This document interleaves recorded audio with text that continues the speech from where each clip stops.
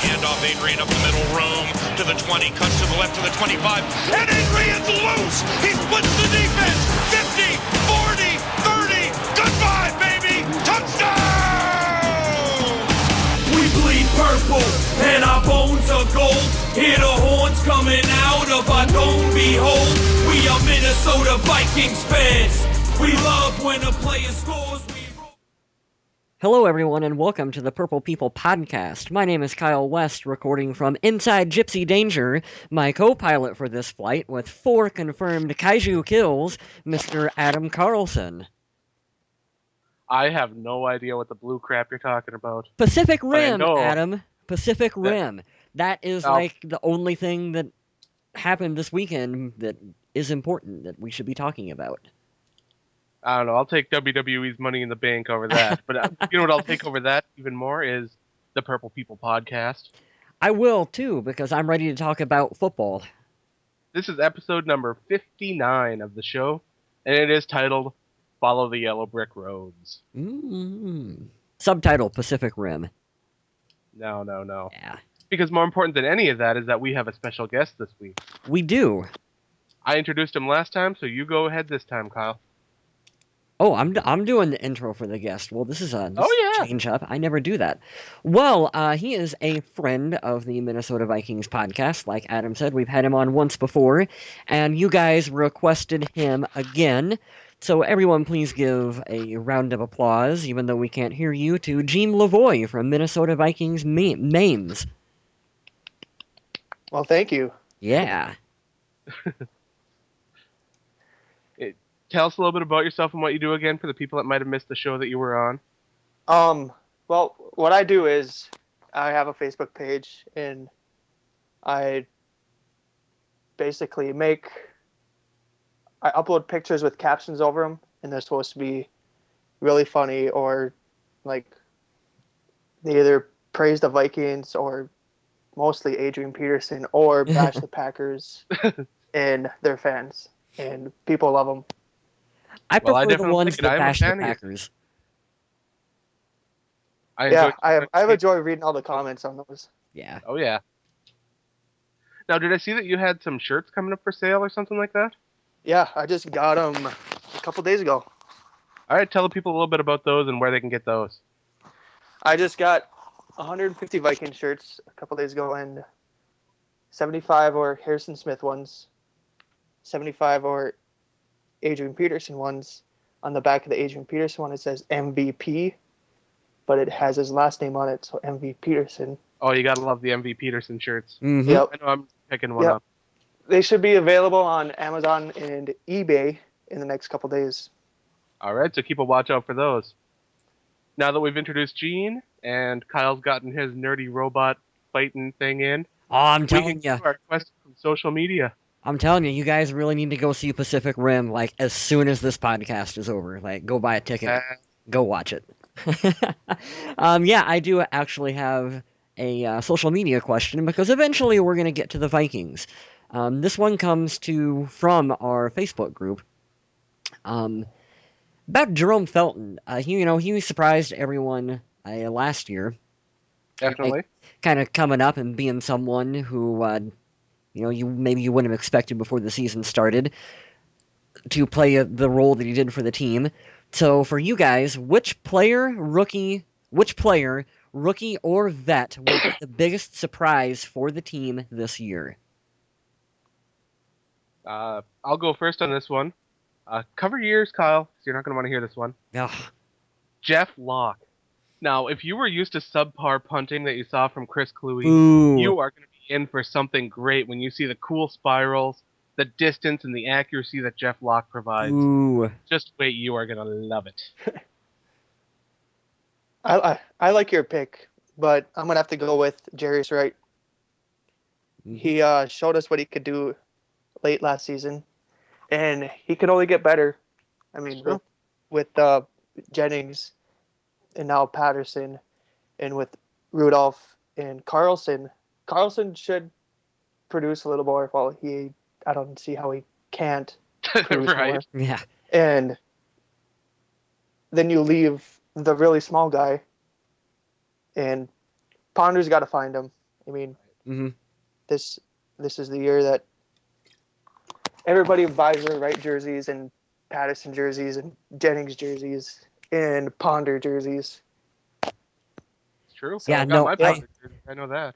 I agree with you about Jarius. We've talked about him. I actually think it was last week's show where we had a lot of praise to say about Jarius, and I do think he is poised to make a pretty good splash for the Vikings this season. He would have been my pick if you wouldn't have picked him, but to mix things up with, I'm going to go with Harrison Smith. Now, I know that he did really good for us last year, so it's not going to be, I don't want to say a surprise would be the word that I would say, but I think he is going to continue to grow, and you will see him improve in the aspects of his game that we've been critical of in the past. Sometimes he didn't want to wrap up his tackles, and I think you'll see him improving where he needs to improve, and he will be a really solid player for the Vikings this year, back in that secondary. I mean, Harrison Smith's okay, but he's no Jeff Locke. That is true. Harrison Smith is not a Jeff Locke. He is much better. All right, let's go into this first segment. This should be a lot of fun. We usually save this till later in the season, and sure, later we're probably going to come up with bigger and better ones. But for now, we're each going to make a bold prediction and see how we feel about that. Mm-hmm. Now, I'll go first, and my bold prediction is that the team leader in sacks this year for the Vikings will be Brian Robinson. Oh, I like that, Adam. How do you guys feel about that? You head off, Gene. I don't know. It's tough to say because I don't know about his contract, but I know Jared Allen is going into a contract year. Yep, he is. And Robinson is. Griffin is. Yep, and we know how Jared Allen plays. He works his butt off every play, but I bet you this year he's going for that money. Even if it's with the Vikings or without the Vikings, he wants to prove that he's still the best defensive end, one of the best defensive ends in the league. Absolutely. But I do think that Brian Robinson's going to edge him out this year. It's possible with him coming off that shoulder surgery. We'll see how well he comes back from that. Getting, a little bit older up there in age. He plays a lot of snaps for the Minnesota Vikings, and eventually that's going to catch up to him. I like Brian a lot. I've talked about that in previous shows too and gotten a little bit of flack for it.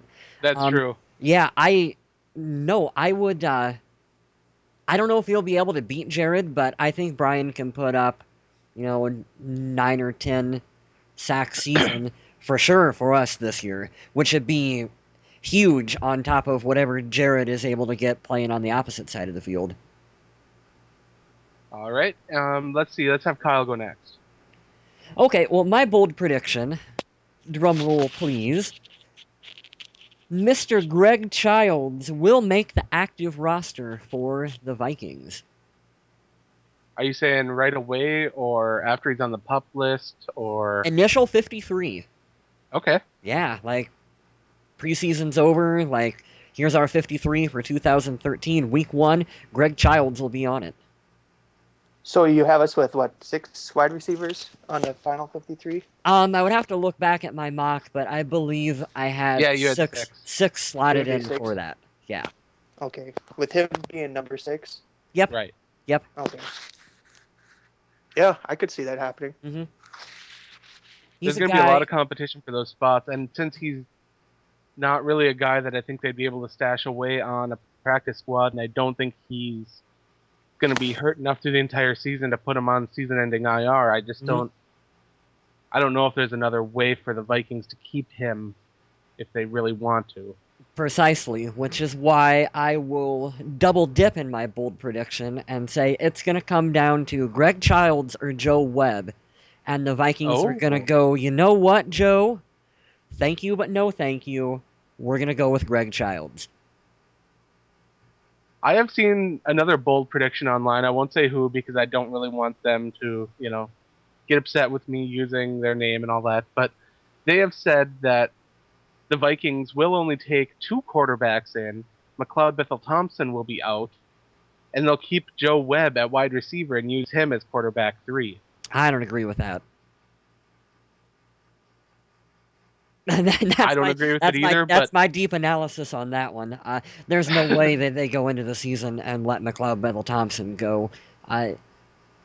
We're getting off subject a little bit here, but Matt Castle is the stopgap kind of one-year guy, and I've said this a bunch of times. I believe they're really trying to develop McLeod Bethel-Thompson to be the long-term number 2 behind Christian Ponder.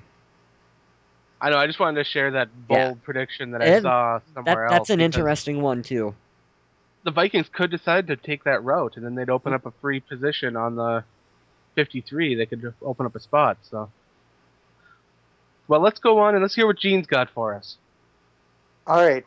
My bold prediction is that Peterson has another MVP type year, and actually wins it like he did last year with no decision.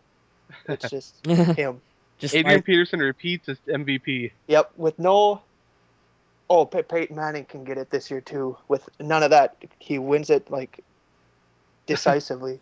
Nice. So, like LeBron James did in the NBA, where everybody but one person voted for LeBron. Right. I think Peterson's going to do that again this year. So what are we talking here? Are we talking record-breaking? Are we talking back-to-back 2,000? Or are we just talking, a really solid season? A really solid season. It doesn't have to be 2,000 yards. It can be 30 touchdowns. It can be 17 touchdowns and just be solid Adrian Peterson, average 6 yards a rush, and just blow people over. All right. I like that. I would be a big fan of that. I'm going to be skeptical because the odds of that are pretty low. Well, why don't we pause here for a minute, Adam? Do we think that he can do back-to-back 2,000 yards?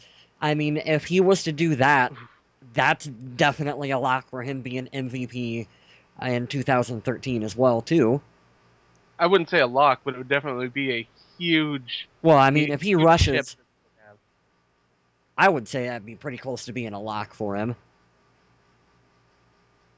Yeah, it's amazing to even think about after we spent so long talking about whether or not he was going to be healthy, and people were like, oh, he's hurt now, trade him, and you can get something for him. I can't believe those fans were out there, to be honest. Yeah. Wow. For what it's worth, I think he can do 2,000 this year.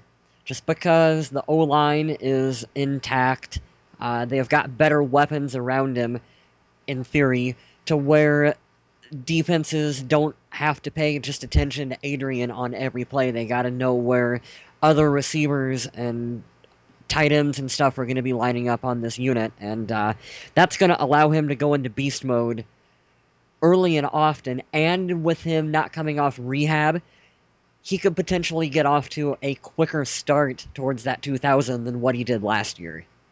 That is true. Yeah. I almost had my prediction being that in the 2 games against the Packers, Adrian Peterson would rush for 500 yards. Yeah.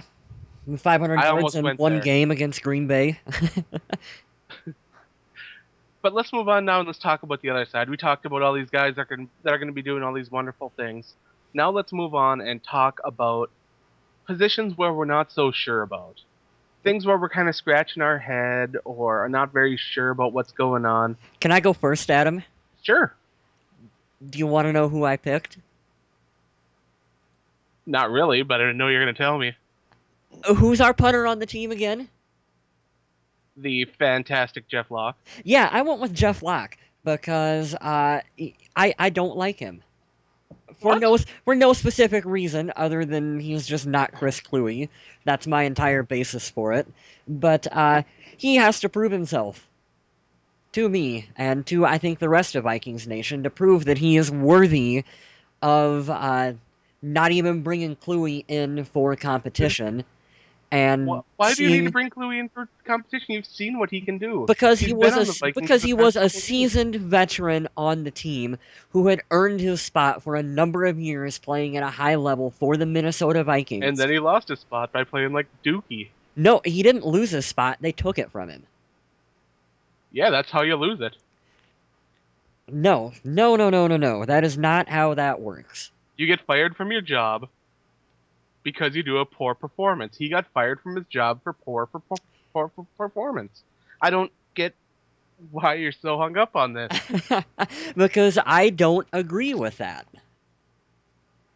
Because I don't think that he had as bad a year as what everyone said. I also don't see how you don't think Jeff Locke's college punting is going to translate into NFL punting. What's the... I'm not gonna lie. I haven't really watched game tape on him.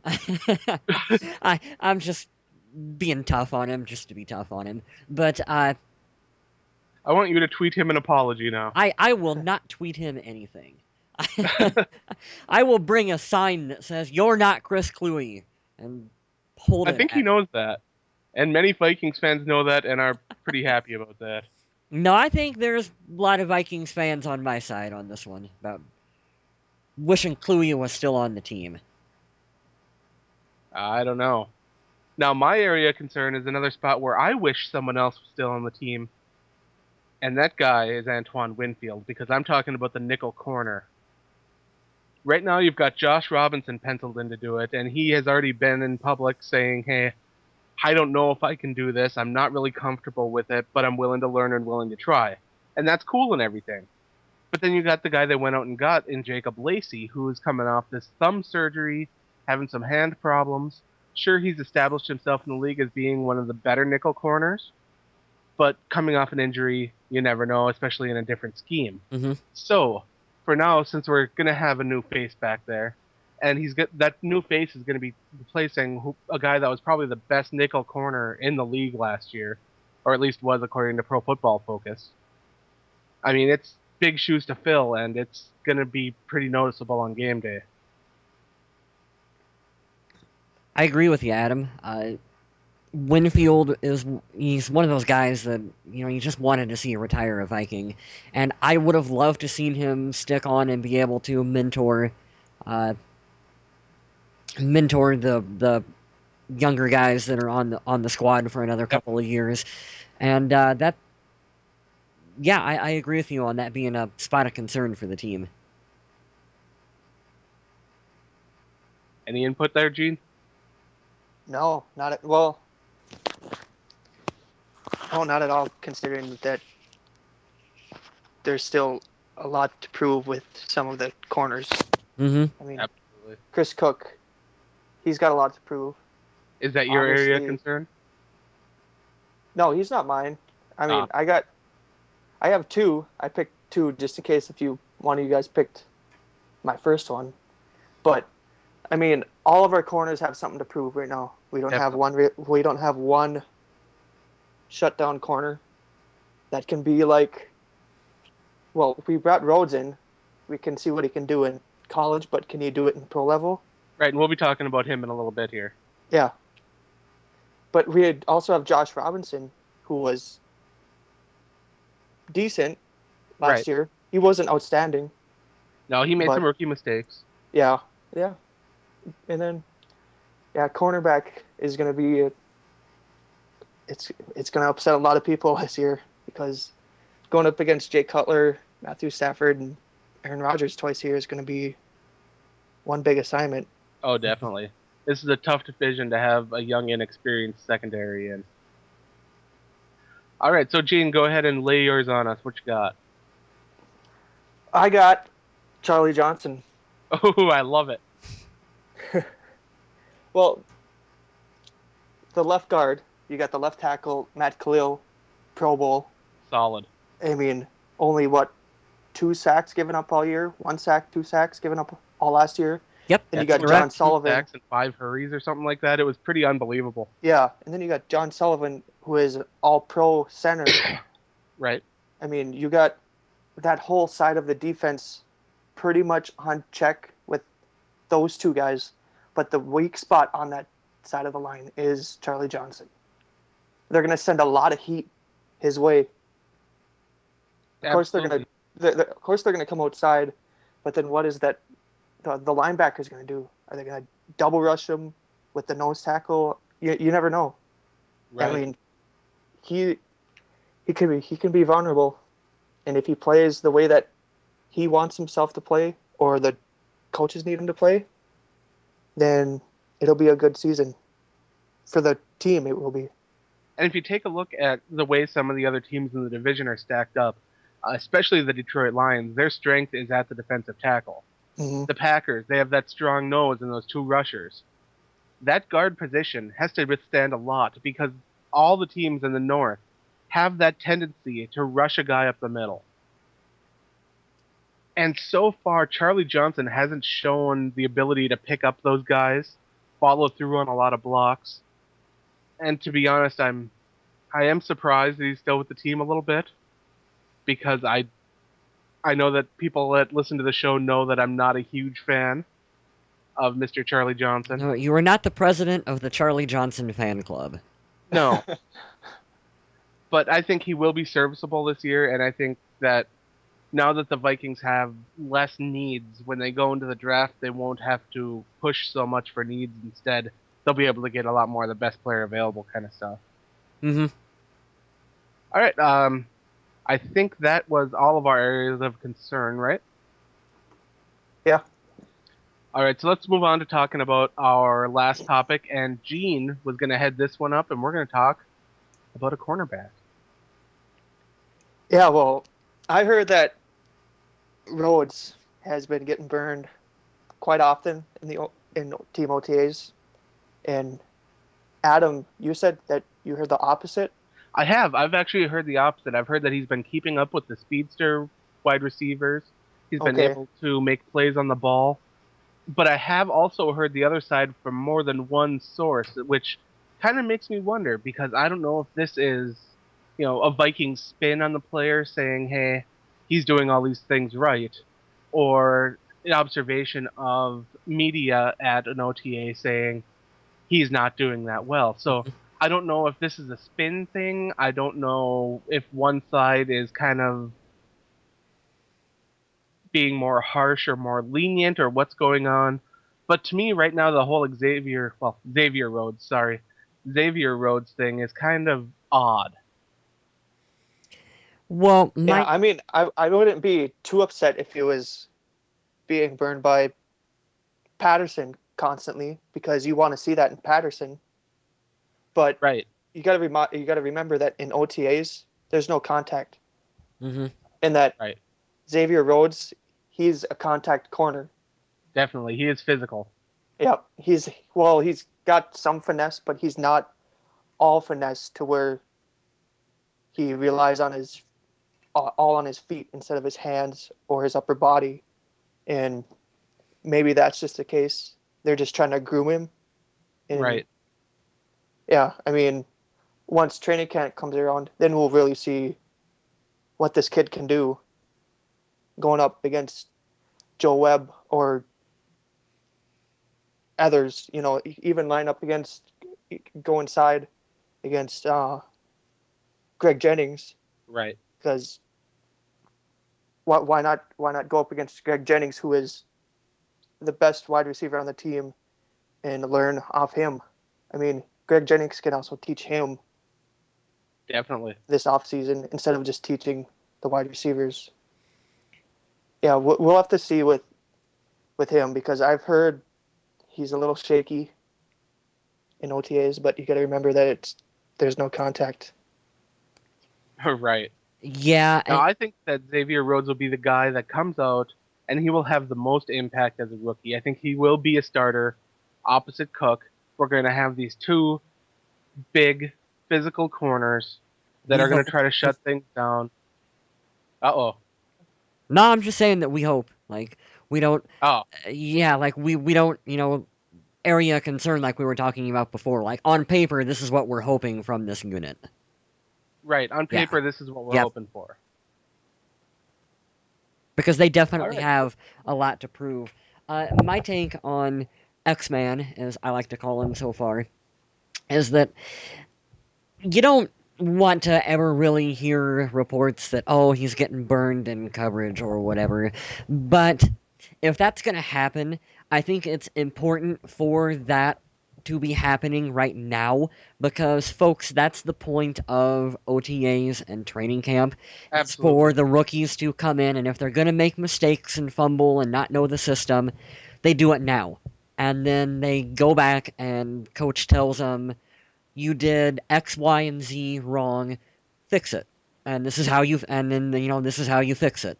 And then they go out there in repetition, and they do it again and again and again, and it gets drilled and hammered into them, and then hopefully by the time regular season is here, they don't make those mistakes. So, and let's be honest, the adjustment to the level of competition between college and pro is a big jump.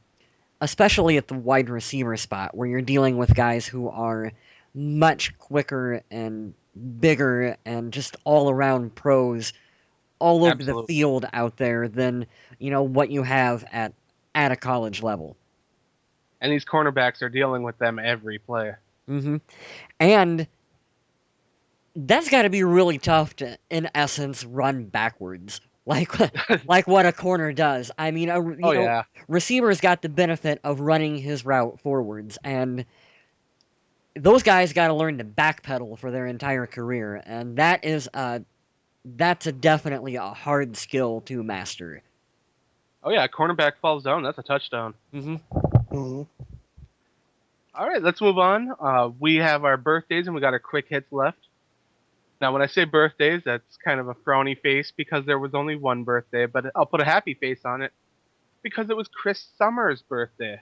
Yay! Chris Summers might be a guy that makes the practice squad. He's pushing to try to make it on the roster. We're not sure, but I've heard good things about him coming out of camp. So happy birthday, Chris Summers. I have too. He's a guy I'm looking forward to watching when I'm up in Mankato. And then we got our quick hits, which, let's be honest, nothing happened this week, guys. Nothing happened. I am so looking forward to shows where I can just talk about all this cool stuff that's happening, because right now nothing's really going on. Yeah, it's funny at the moment, like everyone that I follow over Twitter that's usually like Viking stuff we're not even remotely talking about the Vikings right now. I was tweeting about Batman and Robin earlier, and people were responding back. We're talking about the nipples in the Batsuit. So I mean, oh no, that is what's going on right now. Like, can we? Did you notice that Batman's suit had nipples, but Batgirl's didn't? But that's a different conversation. Anyway. I did notice that, Adam. Let's move on to the quick hits. My first quick hits was that the supplemental draft was held last week. No players were selected, so that isn't really news, or I guess it is. That means my mock draft is intact. And my last quick hit is that single game tickets go on sale Tuesday. Now, I will be at the Redskins game on Thursday night, so if you guys can make it, shoot me a message over to the Facebook page or our Twitter page or wherever. Kyle will be at OTAs, so if you want to meet up with Kyle at OTAs, send a message to him there. Yeah, I'm going to be there for 3 days, so, like, you guys can come hang out in the pool at the hotel and stuff with me. Like, there you go. There's an attached bar and everything, so You and Kyle can hit the bar, then hit the jacuzzi. Yeah. Yeah. Pacific Rim, probably. Watch that again. I've already been to it twice, maybe a third or fourth time. Robots. He loves them. I'm telling you, Adam, you need to watch it. And that's all I have for this week. Do you guys have anything else that you would like to add? I don't even know. This is an odd show. We're talking about Batman's nipple suit and everything else. But it's fun. That's what I like, is that... Oh, I do have something I need to add. Okay. I got to give a shout-out to one of our followers. Don't do it. Our Facebook page. Chris Channel. We had an excellent counter debate on the Facebook group, and I want to thank him for taking the time to write us out and tell what he thought, and for doing it in a way that was like constructive feedback. Like, I think that's the coolest part, is like just someone who, you got an opinion, it's different than ours. Thanks for sharing it with us. I think that's really cool. So thanks for listening to the podcast, Chris. Well, I do have to say that I'm super impressed with all the people that have been tweeting us, going on Facebook, putting messages on our YouTube page, because we have had an overwhelming amount of positivity. We have only had to block one person in the year that we've been doing this. And that one person was a Packers fan. Yeah. Go figure, right? So thank you, everyone, for listening, participating on the page. Gene, take a moment to remind everyone about your page and tell them to check it out and all that stuff. Yeah, you can find me on Facebook at Minnesota Vikings Memes, which is facebook.com/Vikings Memes, MEMES. You can also find me on Twitter at Skull Memes, which is also MEMES. And reminder, the shirts will be up probably Thursday on online shopping. So check those out. Sounds good. Yeah, go to his Facebook page, give that a like, because you don't want to miss out on those MV Peterson shirts. I saw one of those designs, and I want it. Yeah, there's a lot of people that want them. There's a lot of people messaging me asking if they can get them right now, and I just, you know what? It's got to be fair. I gotta make sure everybody gets an equal chance, instead of saying you get it but you don't, and you get it but you don't. Yeah. Yeah. Well, on that note, again, I'd like to thank everyone for listening and remind everyone to stay classy in Minnesota. I'm gonna go kill some kaiju.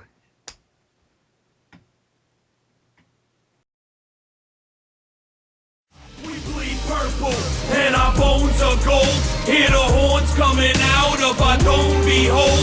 We are Minnesota Vikings fans. We love when a player scores, we roar, ignite the stands. We bleed purple and our bones are gold. We're the kings of the north, our slogan skull. No Packer, no bear, no lion can beat us. We will punish anyone if they try to defeat us. He's the MVP, appreciated greatly. Running all day, 2K, that's AP. Make a defense cry, or maybe beg. ACL stands for Adrian's crazy leg. He's the heart of the team, 28, holding up that Lombardi is a part of the dream. We will never give up, we find the faith to move past.